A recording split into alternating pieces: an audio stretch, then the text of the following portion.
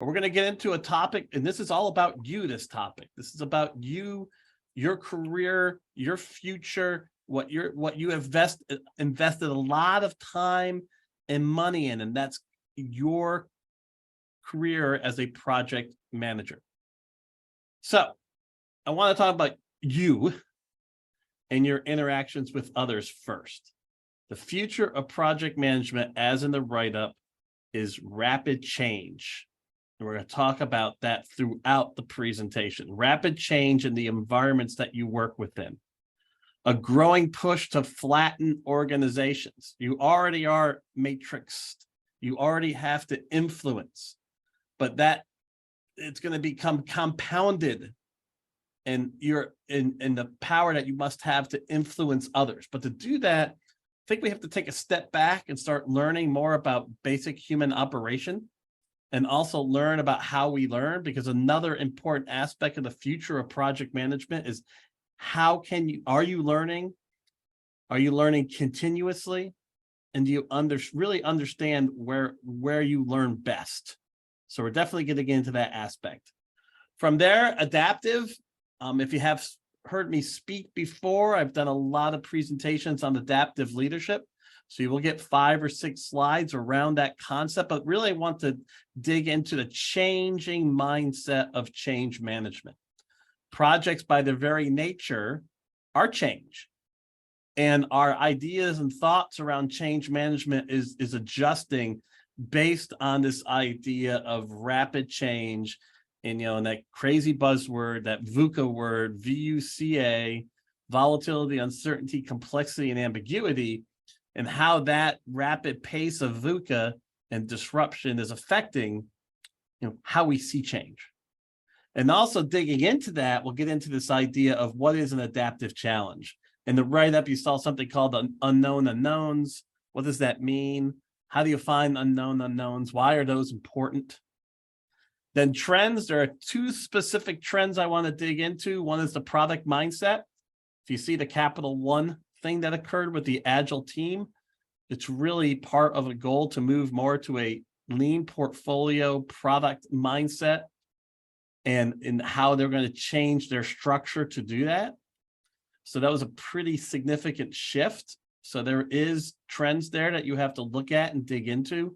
And then I'm going to spend some time on digital transformation and talking about the big word data, D-A-T-A, data. How do you understand data? Do you really get a good concept of what it is, not just how to produce it? And then we're going to end with you again. We're going to talk about being proactive, not reactive, in VUCA. We're going to talk about your career as a product and how do you manage that product appropriately, because the very future of the very future of project management is disruption and becoming comfortable being uncomfortable. So how do you do that? How do you protect yourself? Because ultimately what we're doing is we're trying to protect ourselves from being a casualty of rapid change. So the future of project management really centers around this idea of your reaction to this rapid change, and how do you react as it relates to the work you do, and how do you react as it relates to you as a product, as your career as a product. All right. Remember, questions, comments, thoughts, hit me up. If you don't quite agree with something, say it. I want to hear from you. I definitely want to hear your thoughts. So please don't hesitate. So our brain is not made for knowledge work. It's simply put, we were not developed to work in the confines and the structures of complex and complicated knowledge work. There's so many nuances and so much interaction that just was not developed, or we haven't fully developed it. And as we develop, we have to deal with barriers. So a really good project manager who is trying to grow into the future needs to take a step back and look at themselves through the distortions, both emotional distortions and cognitive distortions that affect us as a work machine. I could do a whole hour presentation just on this. I could tie it to influence, We could do a presentation on neuroscience. You'll see a couple other neuroscience elements in this. But to keep it simple, look at that about your brain. Your brain is 2% of your body, but takes in 20% of fuel. Our brains operate on efficiency and survival. This means that you're always tending towards preset heuristic patterns. And this gets into the Nobel Prize winner Daniel Kahneman's work on System 1, System 2 thinking. A great reference as it relates to digging into this more. And then as you dig into it deeper, you have to realize that you're driven by pessimism and fear because your brain wants you to survive. But all of this is wrapped around the initial emotional response dealing with real, true physical threats. So our initial response to everything is to help our physical ability to handle the situation. And all of that affects our cognition. Adrenaline, cortisol, when we have that initial emotional reaction, it affects our cognition. But what I want you to get out of this slide and a couple other slides going forward is how do you start digging into this deeper to get a better understanding of yourself so that you can filter and react accordingly, then understanding others. The primary example I give this is the cognitive distortion of loss regret. There's so many challenges in project management around people that do not want to change. And there becomes frustration, anger, but the reality is that is a cognitive distortion called loss regret, where I rather do nothing so I don't fail than do something with any potential of failure. It's a protective mechanism because I understand today, I see today, I'm comfortable in today. I don't have to push myself into thinking more, which drains more energy, because I can manage today in a pure, almost being on the hold pattern. Like if you ever watched the movie Click, although Adam Sandler basically had a button that put himself in the hold pattern, he just worked autonomously, around him. And that's what our brains do. That's what our brains want to do, if at all possible. So emotional distortions, that is the idea of you're getting into your anxiety issues, you're getting into your negative self-talk issues, you're getting into the physical responses to stress, stomach issues, intestinal issues, headaches, heart palpitations. How do you manage that? And then if you start doing a better job of managing your emotional distortions, how do you get through and deal with the cognitive distortions that are out there? And how then do you help others get through those cognitive distortions? So again, thoughts, comments, questions, that's a very high level look, but the future of project management is disruption. It's disorientation. It's ambiguity. How do you prepare yourself for that? First and foremost, understanding how you operate. And the base level of that operation, and I know I'm still on that first slide, so I'll go back to it, is this idea of cognitive behavioral therapy, the way our brains operate, and getting an understanding of that can help you, because ultimately what you're seeing now is how do you find the broken beliefs that are driving companies to not perform well? And I'll get into that in the adaptive problem section with actually a very specific example. So beliefs drive thoughts. Thoughts drive your feelings, and then thoughts and feelings together drive your actions and your behaviors. But if we just try to change thoughts and feelings, okay, that thoughts and feelings can help, but what we do is we just try to change behaviors without digging deeper into ultimately that belief level. So the first fundamental belief you have to dig into is, can you operate this way? Can you grow? This growth mindset is just not airy-fairy thought. It's got some science behind it, which I'll show in the next slide. But do you believe that you can learn, adjust, and adapt? Do you believe that you can safely grow and adjust and change. The fact that I can work on something, I can fail and learn again. The growth mindset is also wrapped around this idea of psychological safety. The thing is, with psychological safety and a growth mindset, they both tie back to you. The only person that can make you psychologically safe is yourself. And that really ties into the growth mindset and the confidence to know that you're safe, that you can make adjustments, you can pivot, you can be direct, you can fail. And if something happens, you can accept the consequences of that and be able to move forward in your career. Most work structures that we have built over the last 300 years, based on our educational system and based on our leadership strategies, focus in on building the fixed mindset in us. Because what we have to do is we just have to do what we're told, process it, and then get to the other side. The thing here is productivity. In rapid changing disruptive environments, the growth mindset allows organizations to tap into a whole other level of productivity. And that's what you want to be thinking about. You want to be thinking about in the future of project management, how much more productive you can get utilizing the tools of the growth mindset, understanding the human work machine, because ultimately what you're trying to do is you're trying to learn how to get things done. I know for future project management, we could talk about all different types of scheduling tools. We could talk about using AI as it relates to managing your resources over the long haul, which is all great, which is all great. But what it boils down to is, can you get things done? And most of the time for project managers, it's about getting things done through others.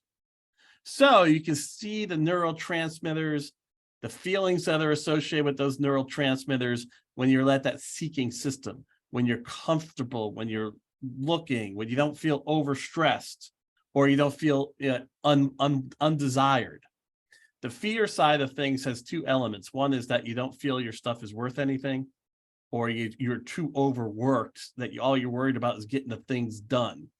And you're going to see that in an upcoming slide around learning. So being able to tap into those neurotransmitters, especially protecting ourselves from cortisol and adrenaline. Those are cortisol and adrenaline on the emotional fear side, affects your cognition, and it really puts a damper on your overall ability to perform in complex, distorted, disruptive environments. And that weighs on you. It takes time off of your career. In a lot of cases, it can take time off of your life. And that's something we have to take into consideration. We have to earn a certain income. To earn a certain income, we have to live in complexity. If we have to live in complexity, then we have to be able to deal with it. So learning how to deal with it better and thrive in it is what we're talking about there. So first step, understanding yourself, getting the deeper understanding of the emotional responses, emotional distortions, and then digging deeper into those cognitive distortions, how you can manage yourself, and then how you can help others through those distortions. Again, lots of materials, lots of slides that you can ask me for on that side of things. Questions, thoughts, put them in the chat. Again, I'd love to hear it. If you think this is all phooey, let me know, and I could dig into other things. But now we're going to get into the next step for the future of project management. You have to learn. I love what PMI does with the PDU system. I love what PMI does with the PDU system because it does force you to learn, to maintain that designation or any of the other designations that you may have as part of the PMI universe. Even if you hold your CSM now, you need to keep continuing education credits. And of course, the Scrum Alliance accepts PMI PDUs as part of that continuing education credit. But to learn, you have to see where you learn best. So as you're listening to me for a second, close your eyes and think about one of your best working times.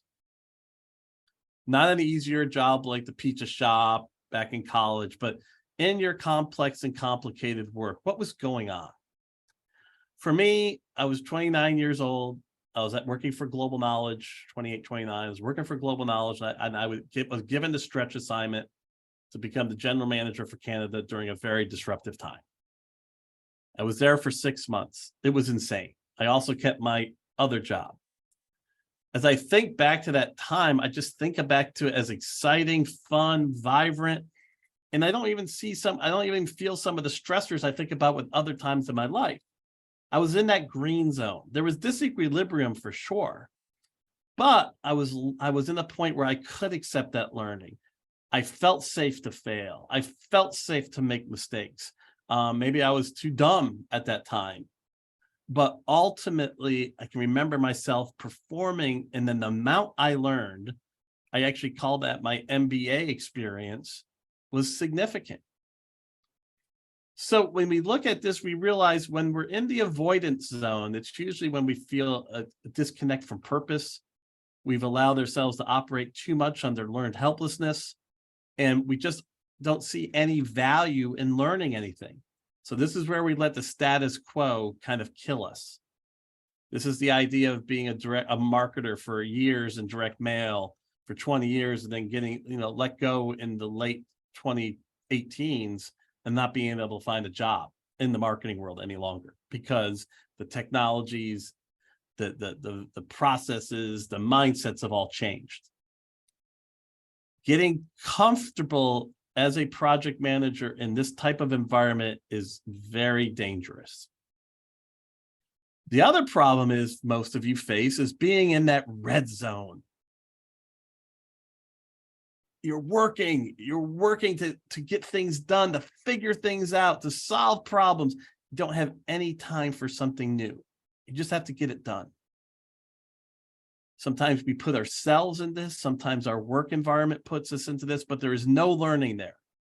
When faced with new information, you're just going to push it off to the side so you can get done what you need to get done. True learning starts as you put yourself in that green zone. And, how do you do that? And how do you manage this? Learning is all about conflict, dissenting voices, different perspectives, and letting more people do things so you have more time. This is hard.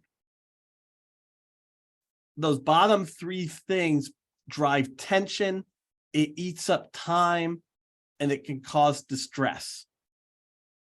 But if you really think back to it, you can see how powerful learning happens there and probably happened in your career at some point in time based on that. I certainly learned that in Canada. There was a definite difference in how the market operated. And I had to bring in dissenting voices that said, hey, we should do it this way, or hey, we should do it that way. And I had to grow and learn from that. And even now in my current job at SoftEd, to learn how to market without a marketing budget and to sell in a very crowded marketplace. I had to bring in different voices and change some of my thought processes. Okay, you get too hot. There are ways to cool things down. There are technical aspects of our jobs that we know that we can put ourselves on autopilot and we can get done. We can put some structure into place. We can slow things down, and then we can try to pull back some of the responsibilities. But these are some of the levers that you have to look at as part of the learning process. And ultimately, you want to get into that point right there at that point before panic in the learning zone. And what I did is the second to the bottom bullet point, stretch assignments, to me are one of the most powerful ways to get value back in your learning. Being given the opportunity to do something that's just beyond you. Here's the thing, you're getting paid. I didn't have to get my MBA. I had to pay $20,000, $30,000 to get my MBA. In 1998, Global Knowledge gave it to me in 6 months. All from a stretch assignment. All from a stretch assignment. Think about what value you would get back as it relates to you as a work product by putting yourself in these stretch assignment opportunities. Even if you fail, the knowledge gained can be utilized as part of you as a product to look at other opportunities. That's the way we have to think about it in this disruptive environment. The maximum value you can give to your company is by seeing and always trying to maximize the value of you as a product, you as a work product. The two work. When it's out of balance, then the thought is they latch you in and then you don't leave, or they're not taking care of you and you move on. So this is a powerful thing to be thinking about. The more value you create in yourself, the more value you give to your company back, but you also can learn on their dollar. So this gets us into the idea of being adaptive. PMI, the PMBOK 7.0, gets into being adaptive. And this is where the pivot's going to start coming. You see hybrid agile, you see agile with structure, you see all these different types of mindsets going on out there, the tailored approach, FUI. Every one of those things is a tool in your toolkit. You are a project manager. You are an adaptive project manager because you understand two things, those bottom two elements. You can decipher between the essential and the expendable and become maniacal in your prioritization. And you always understand that status quo is going to get you in trouble if you get too much into that yellow zone of comfort. It starts with you.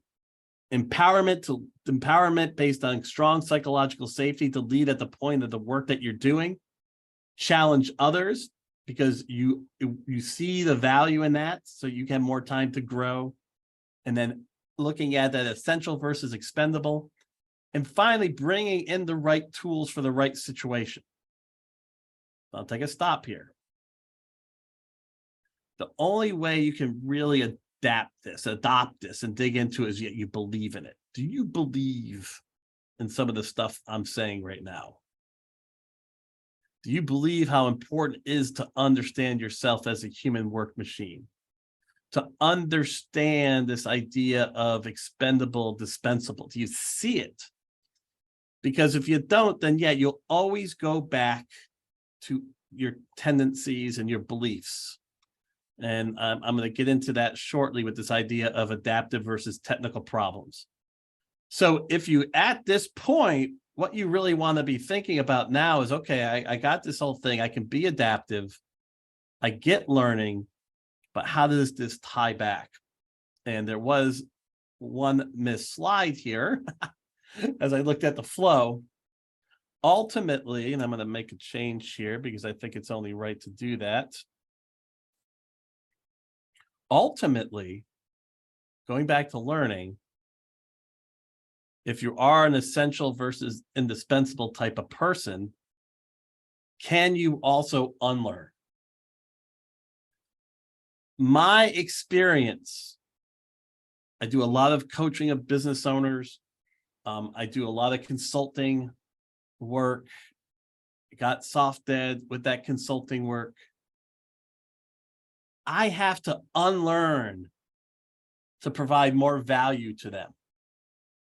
Medical knowledge now doubles in anywhere between 18 months and 3 years, depending on what report you see. The knowledge base doubles. Your hope is that when you engage a physician, a doctor, an oncologist, if you have to, which is, no, I don't wish that on anyone, do they unlearn knowledge to gain the knowledge of what's going on with the additional information pool? I want a project manager coming to me in this complicated and complex world who has unlearned some of the techniques that they used previously that are no longer valuable. So what I'm saying is it's more valuable to show your ability to pivot, learn, adjust, and get things done than it is to show just your experience. And then being able to articulate as you as a product how you were able to overcome your experience, learn and adapt, and gain new experiences to solve problems that you weren't even expected to see. What has made you successful in the past does not promise to continue to bring you success in the future. The book is written by Barry O'Reilly. The book is called Unlearning. It's part of the future of project management. I talked about, so now add unlearning to it. Do you believe this? You see that the future of project management is wrapped around your ability to understand how you operate, to learn, and also to unlearn. If so, now we have to dig into this adaptive thing, and this is where PMI is going. PMI is seeing the fact that a lot of its techniques were strong for technical problems, where I understood the problem, I knew what the solution was, I just needed to set a program up and run it. A lot of you here have probably run very big, complicated technical challenges. But the stress was in making that the iron triangle, and doing so with a good quality product. And again, I'll stop right here for a second. Please, comments, thoughts, don't hesitate to throw those at me. Love to hear what you're thinking about as we go through this. Agile was put into play because we realized we had some idea of the problem, but during the length of it, what it takes to get the problem solved, change during that process. So there's learning that needs to happen as you go through to the final solution. So Agile provides us the ability to do that, to iterate, to allow for emergent requirements, to embrace change as we're going through to finalize the solution. What we're really saying now for the future of project management is your problems are getting more and more unclear, exactly what the source of the problem is. And then once you find or think you've learned what that source of the problem is, then you have to still put it through a process by which you can iterate and learn to get to the final outcome. See this thing? Learning. The future of project management rests on this concept of learning. But to learn, you got to understand what an adaptive problem really is. And I'm going to give you an example. So SoftEd, we're a very successful Agile training, transformation, coaching organization. But we saw our revenues kind of in like 2-3 years ago, kind of level off, go down, go up. And we tried tons of technical things, added new salespeople, adjusted the sales process, spent more money in marketing, spent less money in marketing, added new products, added different messaging around that products. And we're like, what's going on? What we really had to dig into and look at, and we really haven't solved this problem yet, is that our challenge was an adaptive challenge around the word agnostic. This word agnostic meant for some parts of the company, hey, we don't do framework training. We don't do SAFe. We don't do DAD. We don't do Scrum, certified Scrum. We teach people on Agile. The other side of the company is like, no, well, we want to give the customer what they want. So we're agnostic in the fact that we don't say we do this or we don't say we do that. We just offer them, based on their needs, the training they need to do their transformation. That impacts mindsets, beliefs. It flows through in how you should market, how you should position yourself. So what happened is this crazy mumbo jumbo of different aspects of that being presented to the marketplace, and we weren't in unison. And that can be hidden, and it takes time to ferret that out. And then if you go through acquisitions, that's still there. Maybe you didn't find it and attack it. But adaptive problems and challenges usually have some type of these 3 elements. So we would, number 2, we would avoid the issue quite a bit as to, let's talk about this agnostic thing. No, we really can't because it's too emotional. The emotional response. We could never resolve the competing priorities. One side wanted to do this, one side wanted to do that. So now you have to really think through this. The future of project management is adaptive problems. Do you have a grip and an understanding of when you can see those adaptive problems? And then ultimately, how do you go about learning to solve those adaptive problems? And it may be multiple projects to get there, But what we're saying also is that this is the world of better front end analysis, better understanding of what it is we're trying to tackle and the tools that we're trying to tackle it with. Two other examples for you, and you probably, if you heard me speak, you've heard these. One is work from home, and one is my weight loss.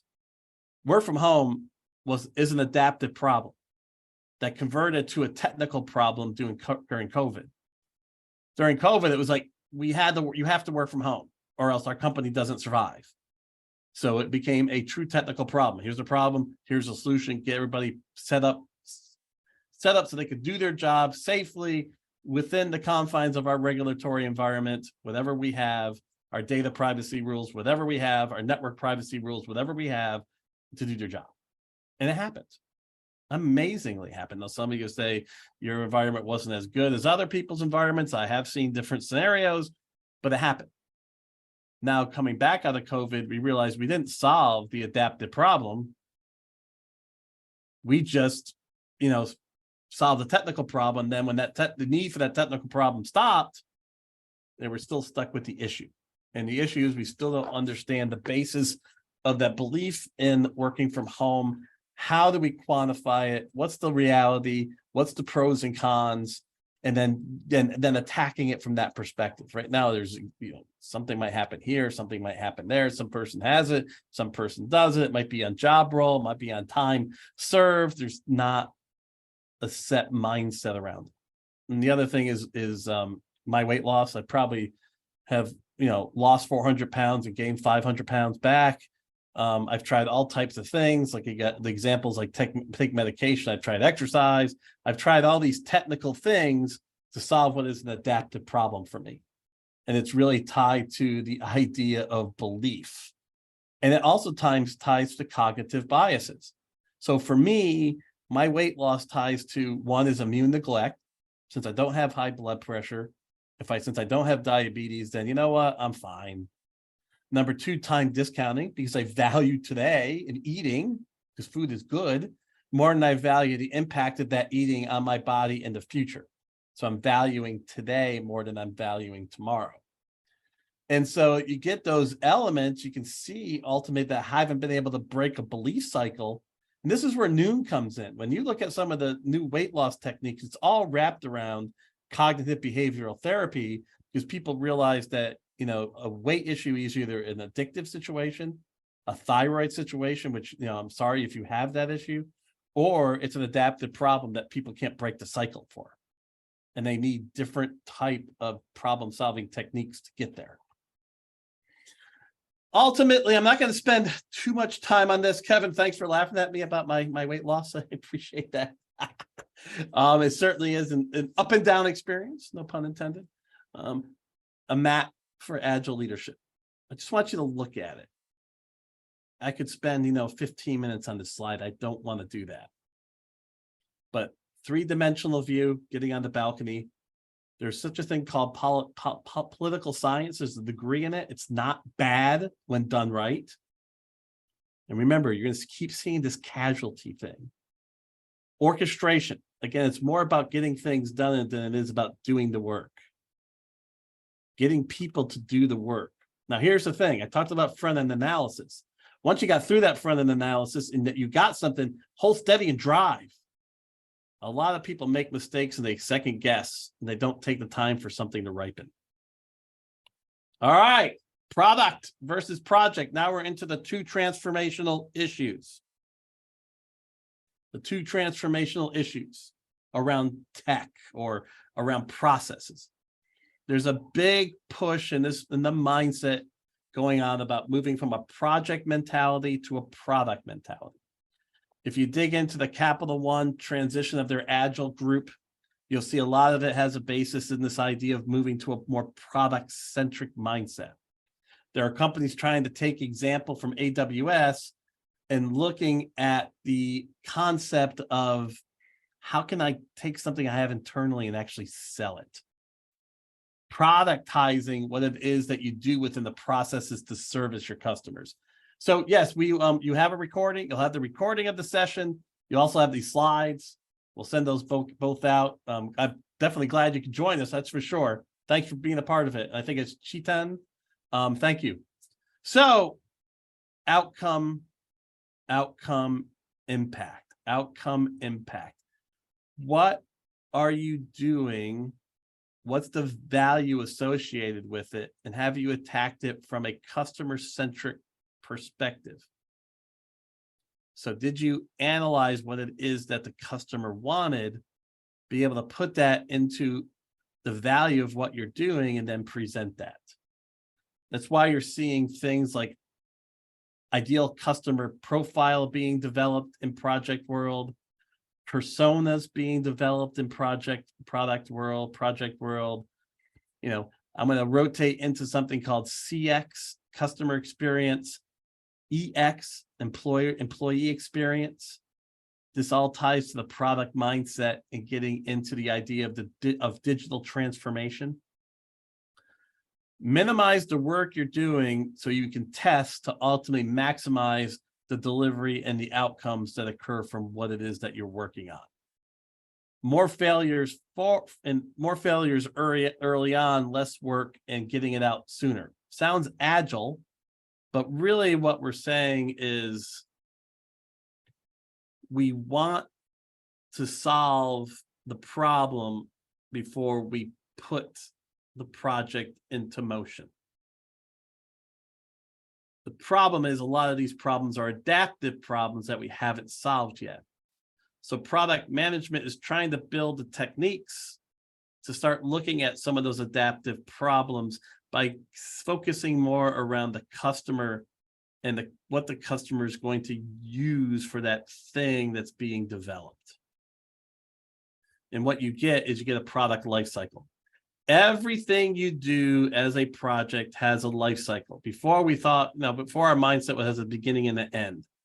But really what it has a life cycle. And there's not enough maintenance and management going on with the outputs, because there are some great outputs that happen, but then are not properly worked through in their life cycle. You have internal customers. Internal customers utilize the services that you build. You have external customers. They utilize the services that you build. You know, ultimately, the project work done in financial institutions really is product. You're building product around the customer experience and the customer's abilities to work within that. Gosh, the idea of buying partial stocks, you know, what Robinhood was doing with regard to doing margins and options. Although risky, the technology is democratizing the ability to invest, opening the doors to things for the individual that was only there for a select few in the past. Does it produce lots of risk? Yes, on that side, but it's really what's happening internally. So how do you life cycle that? Maybe after you build it, you might have to put some, regulatory blockers, not right. You might have to put some blockers in there. And you have to readjust that based on the learning that you get from what you rolled out. But the adjustment has to be in that it's not just deliver and done. And the adjustment has to be in the fact that folks aren't going to initially jump for joy when you roll something out. There's a life cycle even into how people adopt what it is that you're doing. And even overlaying this life cycle, product life cycle with the adoption curves of people grabbing hold and utilizing that to your advantage as it relates to how maybe you deploy the product or who do you communicate with initially. This is hard stuff, but there's a lot of push out there to move to more of a product mentality, utilizing a lean portfolio management strategy, and SAFe has some of those elements as well that people are starting to look at, but it's ultimately looking at the picture and then trying to do the analysis up front, tied more towards the usability, the experience, whether it's internal or external, for the things that you're building. All right, so looking at that product mindset, getting some learning on that product mindset, digging into this idea of lean portfolio management is an area for project managers to grow in. And IC Agile has done a really good job on the certification stack there. The next thing, project managers have to really be thinking about is that you're going to get deeper into CX, the experience the customer is having. You're going to get deeper into EX. Your project's going to be wrapped around the employee experience. It's harder and harder to find the talent that you are servicing. So the idea of understanding that you're doing this for them and what their experience is, not just in the system and the tools, but this is also getting into HR, compensation, learning. This whole EX thing is becoming a big push around being able to provide value to the most important element of a business, which is its people, specifically the knowledge worker side of it. And this all ties back to the idea of what type of data can you provide and utilize to enhance the customer experience, to learn so you can provide a better customer experience, and the same on the employee side.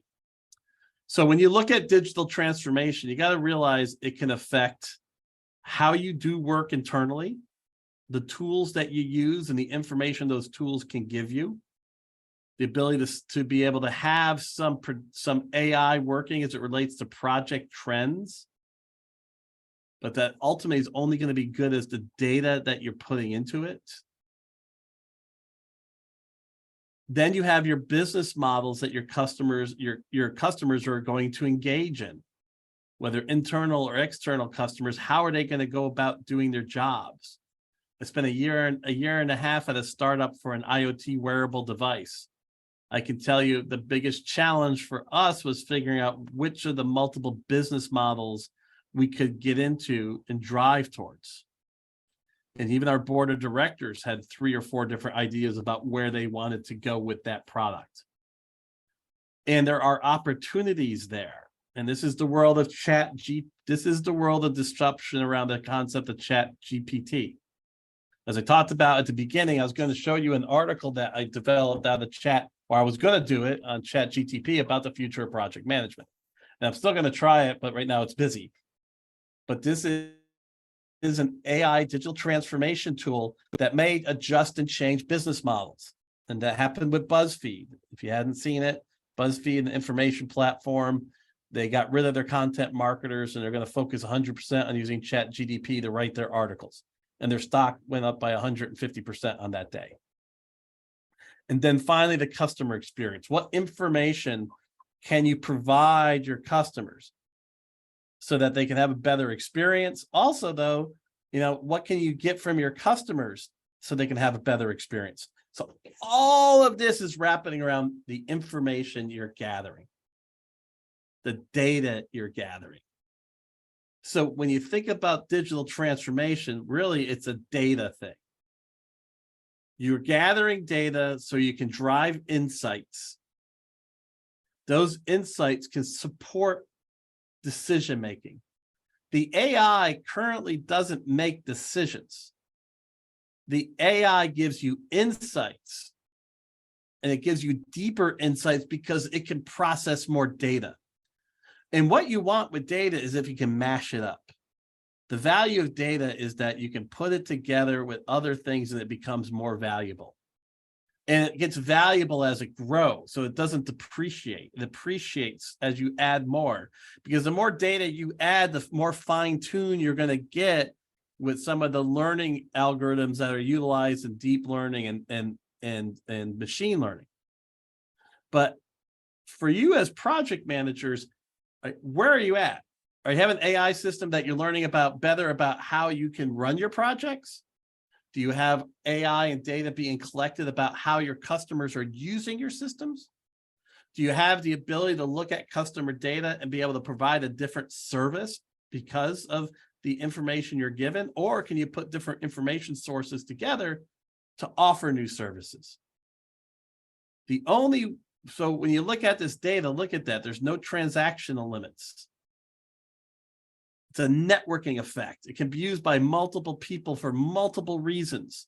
One pool of data can be used for 1,000 different reasons. And it increases in value as it is put together. There are going to be lots of project managers working on this type of thing. Oh, you can ask questions at any time. So here's a question. Let's see. I don't know for sure if it's the right time to ask a question now or bring my cart in front of the horse, but what is the future of project management as more and more companies are going to agile methodologies? Where there is less usage? Agile actually is a project management tool. So in Agile, you have lots of project management. They go by different names and different titles, but the core is the core. There's no getting rid of the PMP certification as a baseline cert to open the door into the world of SDLC environments. So really, Agile is just another way of expanding the opportunities for project management and the project management way of working, just like digital transformation is. I didn't put Agile in here because Agile is just a known. It's there now. It's a tool. It shouldn't be seen as a disruptor. It should be seen as a tool by which you can learn and use as it is to create value in yourself and to be able to provide value to your company. Use it when you need to use it. Or use it all the time if your organization warrants it. So ultimately, AI is possible because of data and computing power. The more data, the more fine-tuned, the more fidelity you get, but you need the computing power to actually process it. And as I was talking about, ChatGPT has 1% of the internet to work with right now, 1%.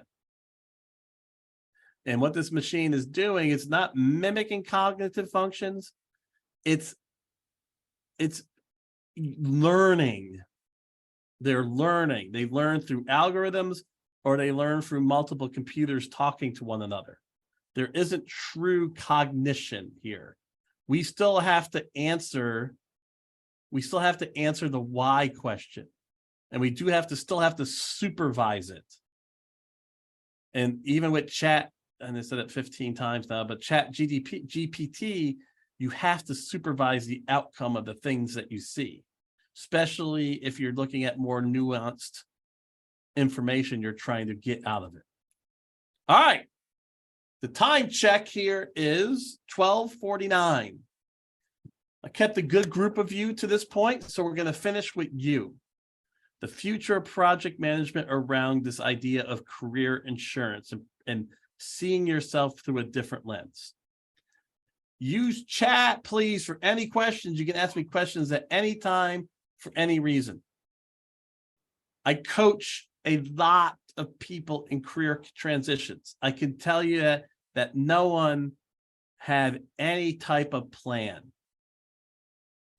It's reactive. The most power you can have in the future of project management is confidence in you as a work product, and you have a plan, even though it could be a lightweight plan, but you have a plan that you can react proactively instead of reactively. Disruption causes a change, up to 12 jobs in your lifetime. I have a brother that has had 2 jobs in his entire career. I have another brother really that has just had 2 jobs, really just one. I have another brother that just had 2 jobs. That's not the norm. That's not the norm.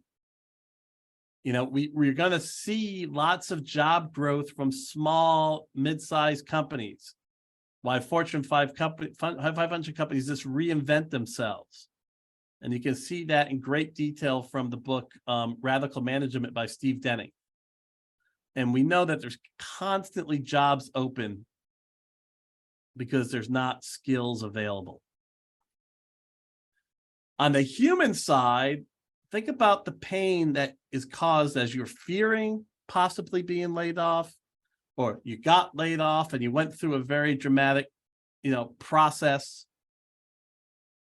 Or, you just fear that you have imposter syndrome and you fear that you can't do the work you're doing. It burns retirement savings. It reduces quality of life. It adds stress. So part of the future is seeing yourself as a product, seeing yourself as a free agent. As I talked about, increasing the value of you as a product increases the value for what you do for your company. Where is your current career in the S curve? So project management is really in a disruptive phase right now. Yes, project management jobs are going to be over 88 million in the year 2027. But it's a disruptive area. It's just not governed by a PMBOK that has, 200 pages, and that's what you do to be a project manager. There's so much disruption going on, and it's going to be pulling in different pieces of information across the board.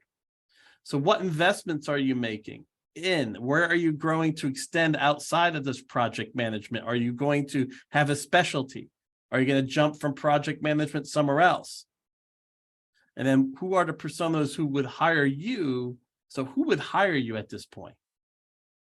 What are your value propositions? So I have talked about T-shape a lot, and the thought process here is the bottom of the T is your project management expertise. Right now, I look at it as you got to have a PMP to enter the playing field. Then you're looking at what type of what type of other certifications do you want to wrap around that? And then I'm saying that you might want to build an expertise on product and an expertise on digital transformation. But the top of the T is all the stuff I talked about around adaptive. Your top of the T should be your power skills, your professional skills wrapped around how you can be adaptive and understanding adaptive challenges. So value proposition is basically how you produce, how you create value. I really understand how to use R in the data collection process. That's a value proposition. I have the ability to adjust and learn very quickly, and here's how I've done that. What value do you create? It should be the most important bullets on your it should be some of the most important bullets on your LinkedIn page. And I get so frustrated with some of the bullet points I see. It's not about, people you manage. It's about, all right, what type of complex projects do you work on? How did you deliver it? What changes and adjustments did you have to make and learn in order to do X, Y, Z? Prince 2 certification, there is value there, but only for very specific organizations. It's one that's not going to be seen on Indeed or Dice as much, unless you're working internationally, especially in Southeast Asia, but more especially in Europe. So there's opportunities there, but it's certainly not something that is going to be a telltale value proposition here in the US. And I only got a few minutes left for you folks.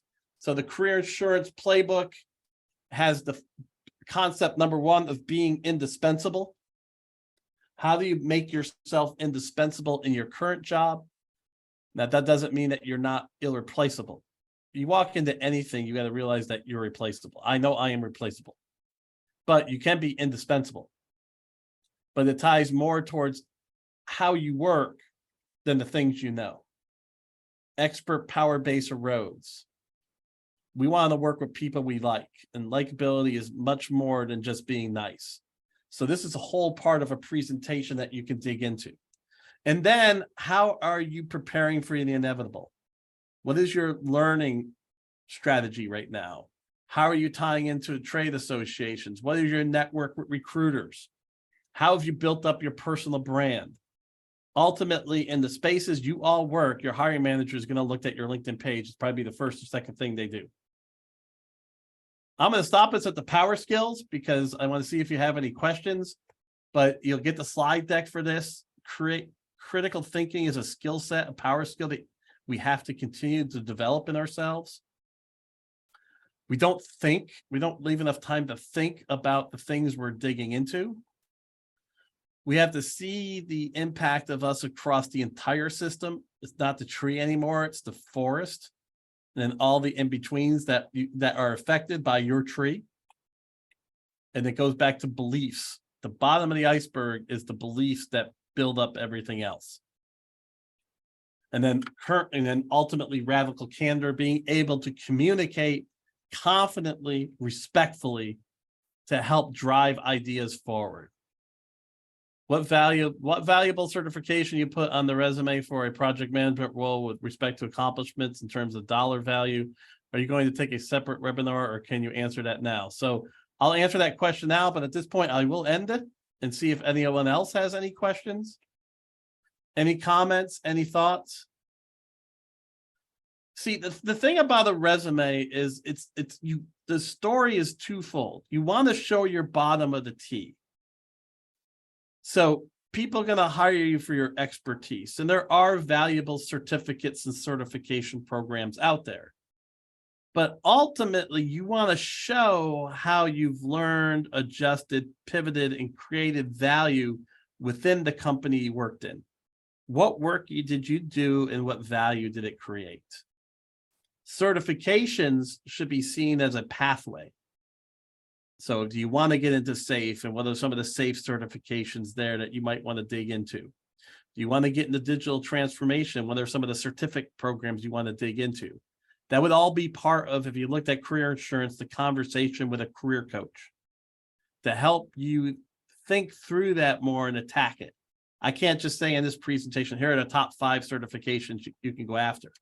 If you want to send me a message, I can certainly write some up for you and give you some thoughts. Yes, Megan, I can give you some book thoughts as well. I'll wrap those around adaptive leadership. Specifically, there's some great books in that area, but the most important book I think about as you work through this presentation is Thinking Fast and Slow by Daniel Kahneman. That is the book. So Thinking Fast and Slow.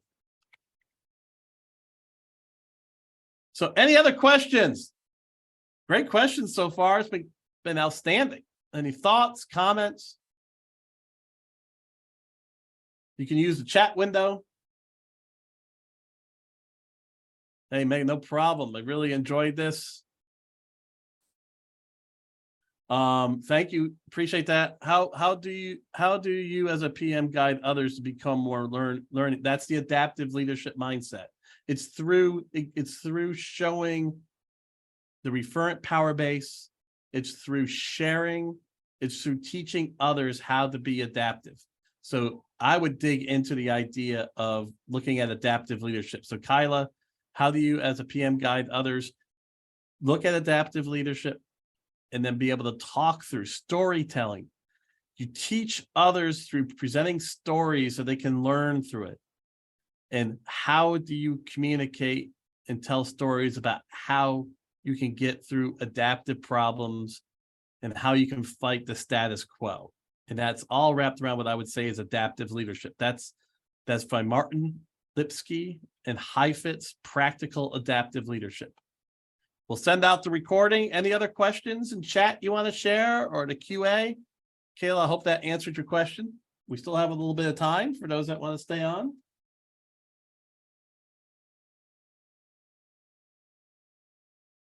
Great, thanks you. I'm glad I could share some value, some information with you. I'm glad you got value out of this.